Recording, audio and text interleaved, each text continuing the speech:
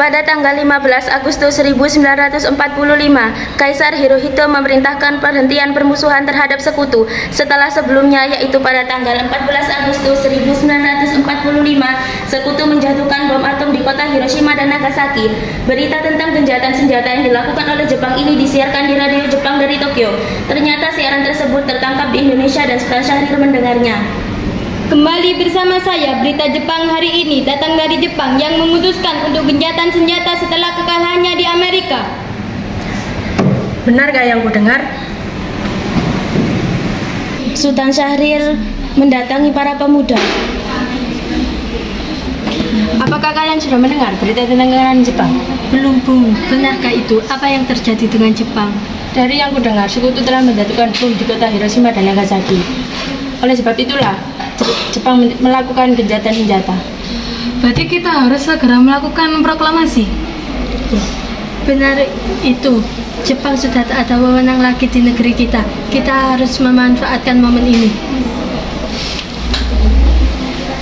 Setelah mendengar berita kekalahan Jepang, Hoirul Saleh segera merencanakan pertemuan dengan anggota golongan muda lainnya untuk membicarakan masalah proklamasi kemerdekaan. Pertemuan ini dilangsungkan di Jalan Pegangsaan Timur nomor 17 Jakarta pukul 20 waktu Indonesia Barat. Teman-teman sekalian, sudahkah kalian tahu berita tentang kekalahan Jepang? Belum, kawan. Dari mana kau tahu tentang itu? Barusan saya dan Sukarni berkumpul dengan Syahrir. Ia mendengar siaran radio tentang gencatan senjata. Berarti negeri kita sekarang dalam kondisi vacuum of power. Benar demikian. Saya mengumpulkan kalian semua di sini untuk membicarakan masalah itu. Kita harus memanfaatkan situasi ini untuk memproklamasikan kemerdekaan. Tepat sekali kalau begitu. Kita harus membagi tugas. Wikana dan Hoirul, kalian pergi ke kediaman Soekarno untuk menyampaikan kabar ini. Saya dan Bung Darwis akan memerintahkan pemuda lainnya untuk merebut kekuasaan dari Jepang. Kediaman Soekarno, Jalan Pegangsaan Timur nomor 56 Jakarta pukul 22 waktu Indonesia Barat. Terjadi perdebatan serius antara golongan pemuda dengan Soekarno. Assalamualaikum. Waalaikumsalam.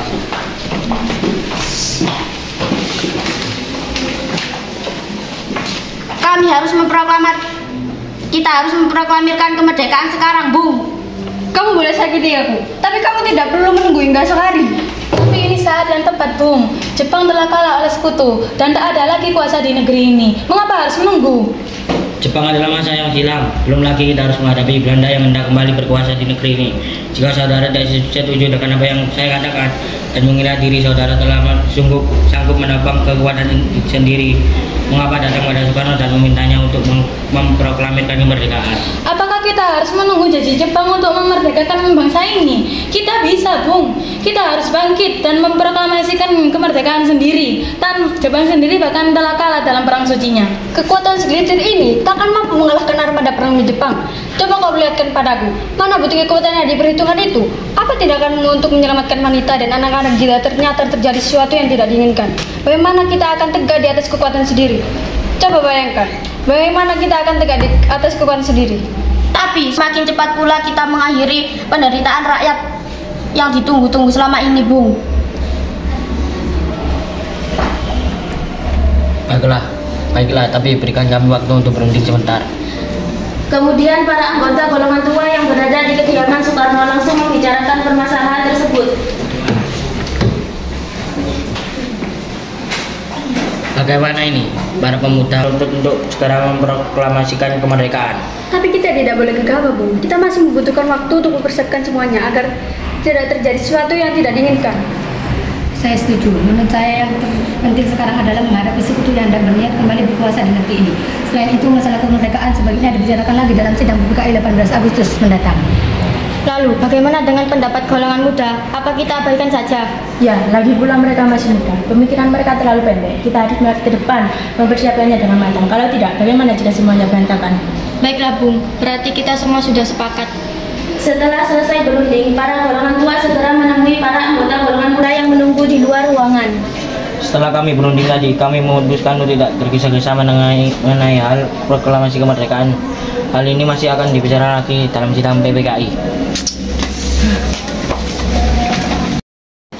Tanggal 16 Agustus 1945 pukul 4 waktu Indonesia Barat, kediaman Soekarno. Assalamualaikum. Waalaikumsalam. Ada apa saudara datang sepagi ini? Kami bermaksud membawa Anda dan Soekarno untuk ikut kami menuju tempat pengasingan. Tempat pengasingan? Apa yang saudara maksudkan? Ya, kami ingin membawa Anda untuk diasingkan agar terhindar dari bentrok antara rakyat dan Jepang. Baiklah, kami akan ikut. Sebaiknya Ibu Fatmawati dan anak Anda ikut serta, Bung, untuk menjamin keselamatan mereka. Baiklah, saya akan mengajak mereka. Hilangnya Soekarno dan Muhammad Hatta secara misterius pagi itu menimbulkan kepanikan di kalangan para pemimpin Jakarta. Peristiwa ini baru diketahui oleh Mr. Ahmad Subarjo pukul 8 pagi. Apakah saudara tahu keberadaan Soekarno dan Bung Hatta? Maaf, saya tidak tahu, Bung. Katakanlah kepadaku di mana mereka sekarang dan aku akan menjamin keselamatan mereka ketika kembali ke Jakarta, dan aku akan menjamin kemerdekaan untuk kalian esok harinya. Apakah Anda bersumpah untuk itu? Kau bisa percaya kepadaku, Nak. Baiklah, mari saya antarkan ke Rengas Dengklok. Nak, tolong antarkan kami ke Rengas Dengklok. Baiklah, mari saya antar. Mr. Subarjo naik ke mobil beserta Wikana dan Sudiro kemudian berangkat menuju Rengas Dengklok. Perundingan dengan Soekarno di Rengas Dengklok. Nah, jelaskan sekarang mengapa saudara sekalian membawa kami sini. Maafkan kelancaran kami, Bung. Ini demi keselamatan Anda. Kami ingin membicarakan masalah proklamasi kembali. Bukankah tempoh hari sudah kami katakan kepada kalian, masalah kemerdekaan masih akan dibicarakan dalam sidang WPKI. Memang benar adanya, tapi kami semua berpendapat, mengapa harus menunggu dimerdekakan oleh Jepang? Mengapa harus menunggu hasil sidang PPKI? PPKI itu dibentukkan Jepang, Bung. Kita ingin memproklamasikan kemerdekaan tanpa campur tangan dari Jepang. Pendapat itu benar, namun kita masih terlalu dini untuk memproklamasikan kemerdekaan. Selain itu, kita belum siap dan masih membutuhkan bantuan Jepang untuk merdeka. Bagaimana bila perkataan Jepang tentang kemerdekaan bangsa kita hanya jadi manis belaka? Apa yang akan Anda lakukan? Apakah akan menunggu janji itu, Bung? Kita harus memproklamasikan sekarang juga demi rakyat yang sudah bertahun-tahun terbelenggu oleh penjajahan di tanah air mereka sendiri. Mereka berhak bebas dan sekaranglah saatnya. Tenang saudara sekalian, mari bicarakan semuanya dengan kepala dingin. Tidak perlu ada ketegangan. Singgi membawa Soekarno dan Muhammad Hatta menjauh dari perdebatan itu. Kemudian mereka berunding. Saya mengerti perhitungan Anda berdua mengenai masalah proklamasi ini. Kita memang belum mempertimbangkan semuanya dengan matang, tapi saya percaya kita dapat bangkit dan memanfaatkan situasi ini. Kesempatan tidak akan datang dua kali, Bung. Apa yang mereka katakan benar adanya, dan saya setuju. Tetapi, apakah kita bisa? Akankah ini semua mungkin dilakukan? Tentu mungkin, Bung. Asal kita berusaha, tentu akan kita temukan jalan keluarnya. Lagi pula, para pemuda di Jakarta sedang menyusun strategi pertahanan untuk mencegah serangan dari Jepang ataupun sekutu yang tidak menerima proklamasi bangsa kita. Baiklah, saya setuju. Kita akan memproklamasikan kemerdekaan tanpa ada campur tangan Jepang. Pada pukul 17.30 waktu Indonesia Barat, rombongan dari Jakarta tiba di Rengas Dengklok untuk menjemput Soekarno dan Muhammad Hatta. Syukurlah kalian semua baik-baik saja. Bagaimana ini keputusannya? Kami setuju kemerdekaan akan dilaksanakan tanpa campur tangan Jepang. Lalu kapan kita akan melaksanakannya? Menurut saya, bagaimana jika besok pasukan pemuda di Jakarta sudah bersiap? Jika mungkin, ya kita laksanakan esok pagi. Selesailah perundingan di Rengas Dengklok. Semua anggota golongan tua maupun muda kembali ke Jakarta untuk membahas lanjut rencana proklamasi kemerdekaan tanggal 17 Agustus 1945. Tanggal 16 Agustus 1945 pukul 23 waktu Indonesia Barat, rombongan tiba di Jakarta. Bagaimana kita membicarakan naskah proklamasi untuk mendeklarasikan kemerdekaan kita? Tapi kita butuh tempat untuk membahasnya, Bung. Tapi hari sudah malam dan pihak Jepang tidak mungkin mengizinkan kita melakukan kegiatan sekarang. Saya punya ide. Kita akan meminjam rumah perwira Jepang Laksamana Maeda. Rombongan kemudian berangkat ke rumah Laksamana Maeda di Jalan Imam Bonjol nomor 1. Ko nyawa gumewa kuwa oka kesite ari nase asite kunawar erude kurit suke kaku ne cuite hanase baso gae cuye desu. Sono bukono nya so mite ora seleso ata gorna sono me an skate kudasai watashi wa sensone Google ikimasu. Arigato tatoku. Silakan. Tanya-tanya.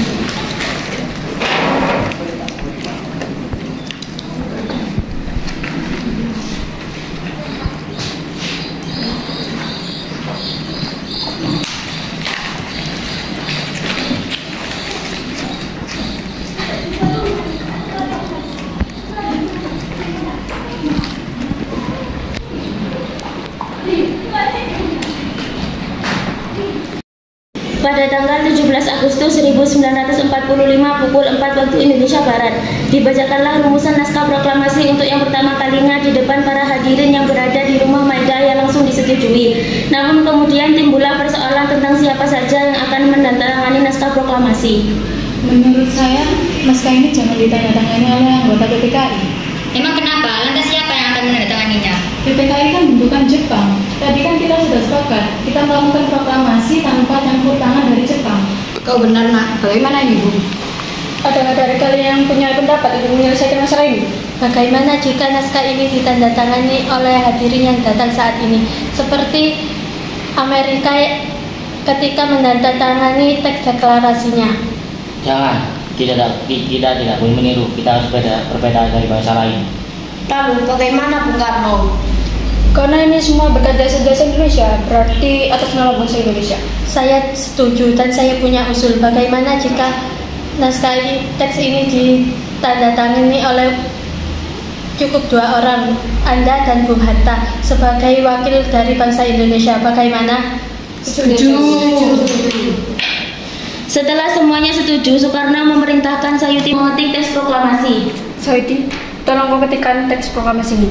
Baik, Bu. Jawablah teks ini baik-baik. Baik, Bu. Sayuti Melik pun mengetik teks proklamasi tersebut. Semua persiapan proklamasi rampung pada pukul 4.30 waktu Indonesia Barat. Lalu semua hadirin pulang ke rumah masing-masing dengan perasaan gembira. Kemudian para pemuda dikirimkan murid-murid untuk menyampaikan bahwa saat proklamasi telah tiba. Mereka juga mengatur pelaksanaan penyiaran berita proklamasi kemerdekaan, menyebarkan beberapa pamflet ke penjuru Jakarta dan sekitarnya. Pengeras suara diusahakan adanya. Semuanya dilakukan agar rakyat dapat turut menyaksikan momen paling berharga untuk bangsa Indonesia. Pada saat yang sama, Soekarno dan Ibu Fatmawati sampai di kediaman mereka dan berbincang sejenak.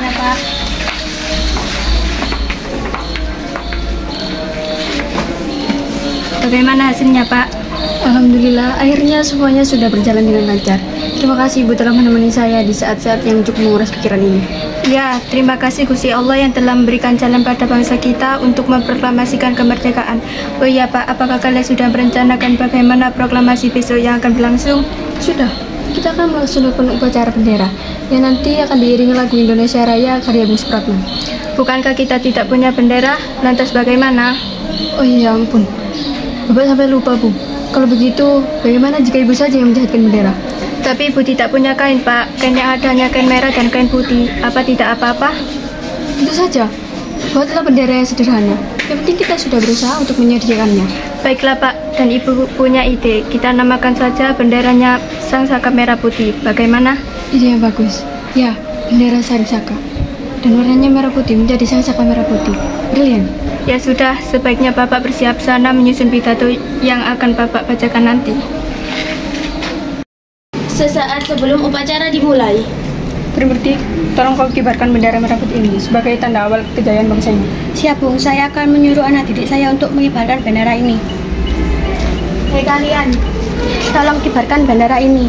Tolong jaga baik-baik bendera ini karena ini pertama kali Indonesia dalam sejarah Indonesia. Siap Komandan, kami tak akan mengecewakan Anda. Tiba saatnya upacara proklamasi kemerdekaan Indonesia. Tokoh-tokoh pejuang Indonesia telah hadir di lokasi. Di antaranya yaitu Mr. A.A. Maramis, Hos Cokro Aminoto, Oto Iskandar Dinata, Ki Hajar Dewantara, M. Tabrani, dan lain-lain. Suasana menjadi sangat hening. Soekarno dan Hatta dipersilahkan maju beberapa langkah dari tempat semula. Soekarno mendekati mikrofon. Dengan suaranya yang lantang dan mantap, Soekarno pun membacakan pidato pendahuluan sebelum beliau membacakan teks proklamasi. Saudara-saudara sekalian, saya telah minta saudara hadir di sini untuk menyaksikan peristiwa maha penting dalam sejarah bangsa kita. Berpuluh-puluh tahun kita bangsa Indonesia telah berjuang untuk merdeka, bahkan telah beratus-ratus tahun lamanya. Gelombang aksi kita tidak pernah putus berjuang dalam memerdekakan bangsa ini. Kita jatuh bangun untuk menyusun kekuatan untuk menggapai cita-cita Indonesia bebas dari penjajahan bangsa lain. Semalam kami para pemuka-pemuka rakyat Indonesia gabung untuk memusyawarahkan, dan permusyawaratan itu seia sekata berkata, inilah saatnya bagi kita untuk mengobarkan api revolusi kemerdekaan Indonesia. Saudara sekalian, dengan ini kami menyatakan kebulatan tekad itu. Dengarkanlah proklamasi kami.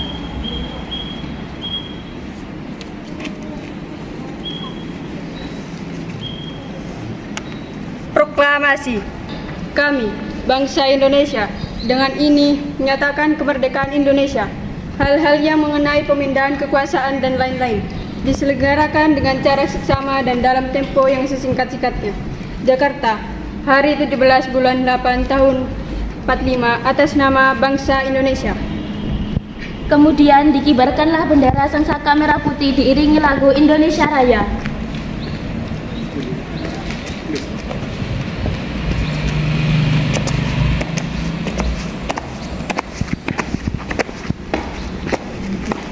Kepada bendera merah putih, hormat, gerak.